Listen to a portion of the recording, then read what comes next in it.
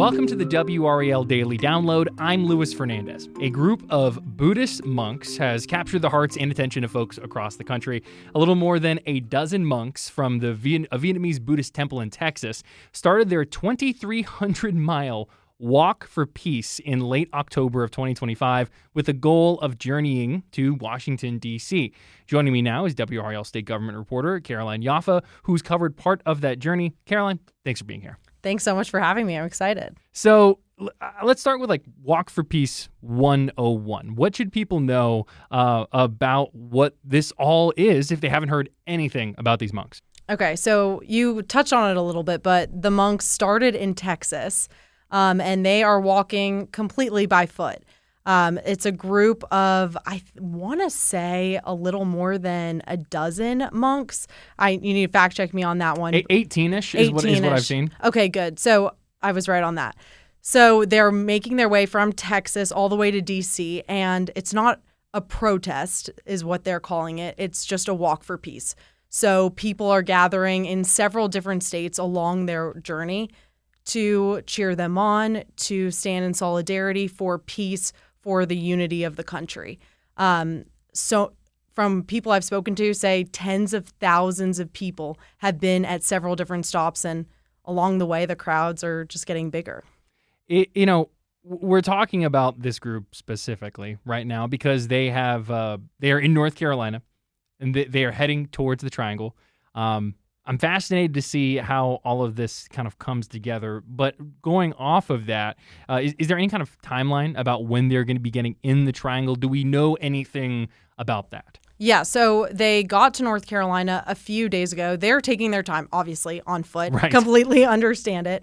But they were actually, on Monday night, they were at the Grandover Hotel in Greensboro. So they made their way from Thomasville to the Grandover, and from 6 to 9 on Monday, they gave their peace talk. So that's what they do in certain stops. They will speak about why it's important that they're there, talk a little bit about their journey. So they're going to be making their way to the Triangle. I'm pretty sure they're staying the night on Monday and then coming here.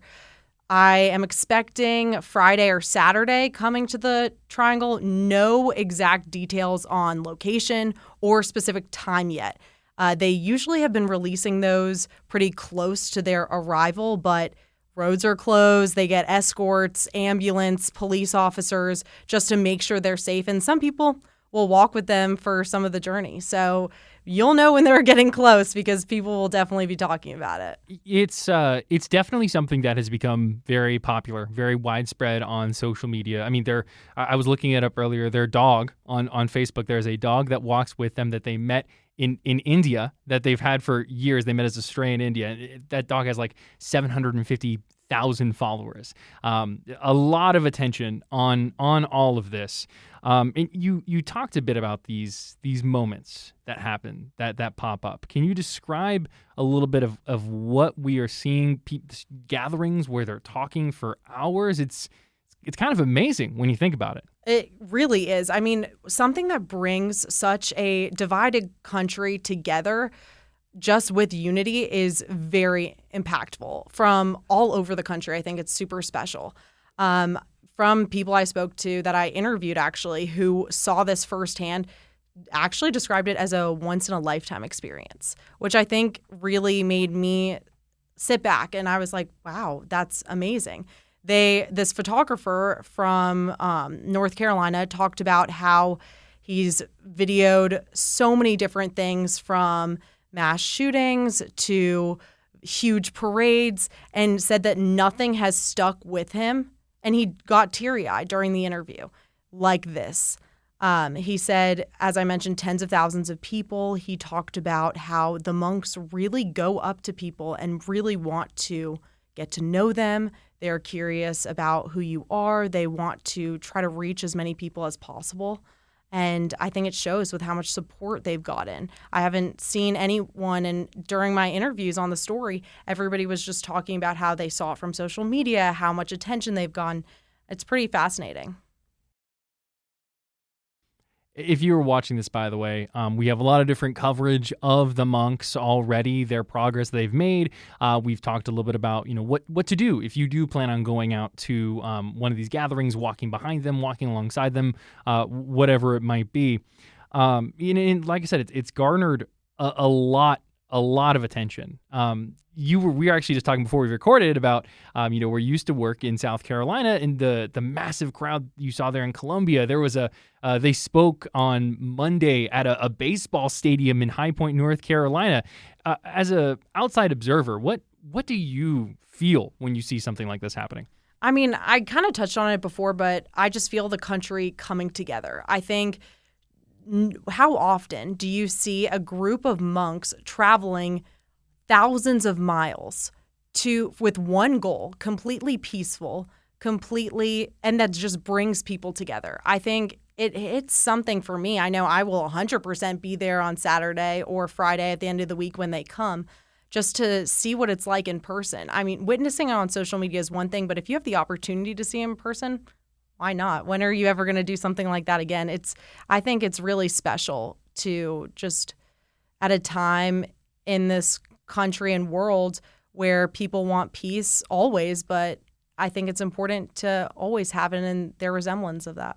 And their journey, I think, has been very fascinating, right? I mean, there has been a lot of hardship for them already. Towards the very beginning of their journey, when they were still in Texas, there was an accident, a crash involving some of these monks where they were hit. One of them, I believe, had suffered some major leg injuries. So that's kind of why the number stands at 18 now, compared to, I believe, they started at around 20. If people want to do something alongside these monks, has there been any kind of guidance that you've heard, that you've received about the best way to approach this group as they're working their way through North Carolina and up into Washington, D.C.? So from my understanding, I'm not 100% sure, but the photographer that I spoke to who followed them, he was actually on a scooter for 24 miles with them, got to know them. He was texting with the head monk, that he is what he called him, about just their journey, just checking in. And he said he built a really strong relationship and strong bond with him. But I don't know if that full access is allowed to everybody. I assume law enforcement is really looking into it and making sure that everybody's safe. But I'm not sure. I know that people can follow them at their stops. I know that it has been packed crowds, but I don't know if people have really been following them their entire journey. I assume for somebody who's not used to it, it's not exactly safe. I've seen one of our anchors here, Ashley Rose. She made a video kind of talking about what the group has asked people to do when approaching. It's often kind of been very respectful bows.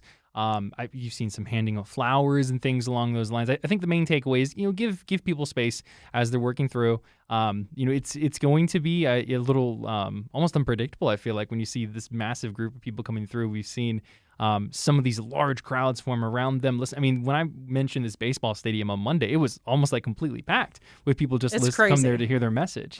As we wrap this up here, Caroline, or is there anything else that you want people to take away from this story as we get closer to the Triangle and North Carolina becoming part of this nationwide story? I think something that I touched on, but I think it's really important, is the unity aspect. Not only are these monks unified and coming from Texas, stopping in several different states to go to D.C., but they're also unifying everybody around them in these different cities, in these different states.